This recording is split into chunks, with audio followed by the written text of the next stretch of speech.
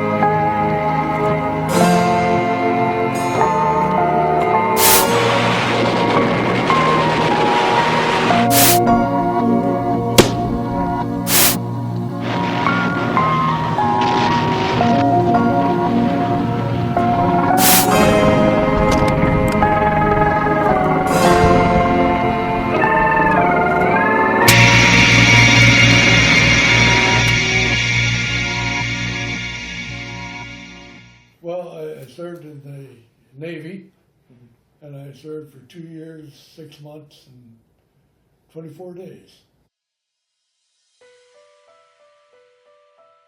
Well, before I went in the Navy, of course, the war started when I was in high school. The war started in 1951, and I mean 1941, excuse me, December 7th, 1941.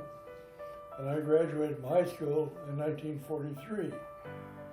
So the war was on while I was in high school, and to prepare myself for going into the service, I took a course in aircraft engine maintenance. We all had to register for the draft when we became 18. And I have here my draft card. We all had to carry this with us at all times when you're to show that you had registered for the draft. Yeah.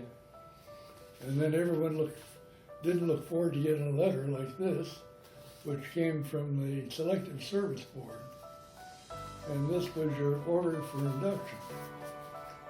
So then you got this letter that came here that's an order for induction. So I was in school for almost a year after I got out of, after I went into the Navy to learn electronics. And then I went out to the fleet from school. And I was sent up to Seattle. And in Seattle I picked up a ship. I was assigned to a ship. It was an LST. And an LST is landing ship tank. And it's a large ship. It's 325 feet long, and there are bow doors on the front, so that the LSTs are used for invasion, where the bow doors open up. They go up on the beach, and the doors open up, and then trucks and tanks and troops can come off the ship onto the beach. And fibbed about their age, and were able to get in, or the parents signed a release for them so they could get in, and some were, there's one chap on our ship, I think he was 16.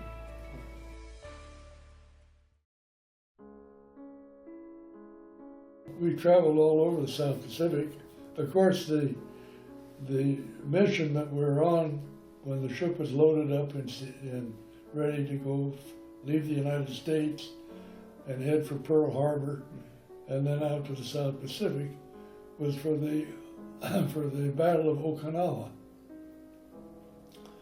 And so we went directly from Seattle to Pearl Harbor and then to Midway, Guam, and then finally over to Okinawa, where we arrived at the first day of the Battle of Okinawa on April 1st of 1945.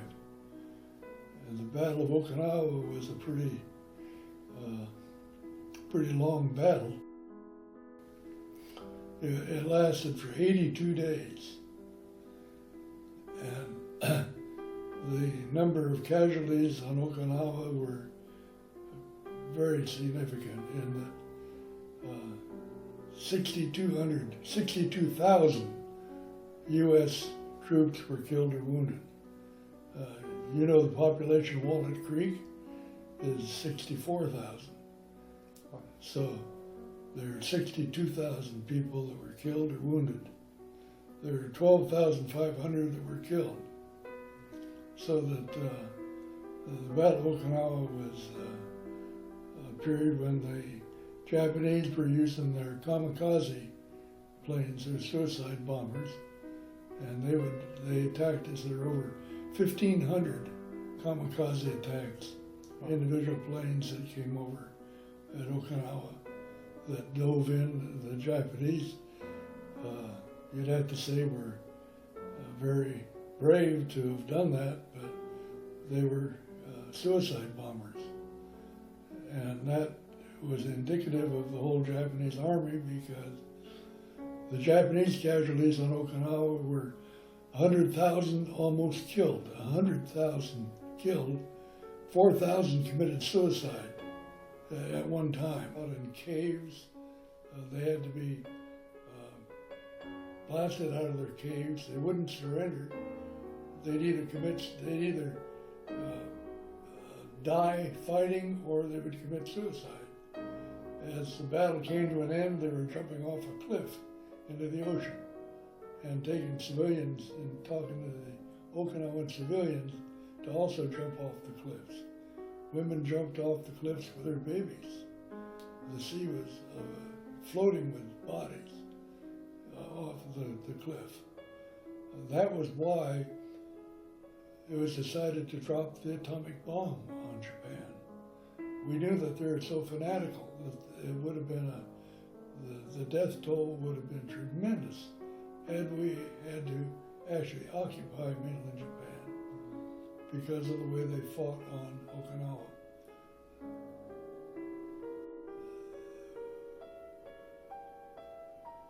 We didn't know what post-traumatic stress was in those days, really. So anybody with that sort of a problem might have been thought to be a coward. And they didn't know how to treat that, really. And I don't know that we really identified it as being post-traumatic stress. Obviously, people go through terrible things when they're on shore. I had a brother-in-law who was in the Marine Corps, and when he came home, he told his wife not to wake him up at night because he was afraid he might do something, because he had lived on the beach in a foxhole where the Japanese would sneak in at night and kill people in their foxhole. And so you had to be alert every moment when you're fighting on these islands. And he went through most all the terrible battles in the South Pacific. He was a lieutenant colonel when he finally retired. But there was terrible stresses on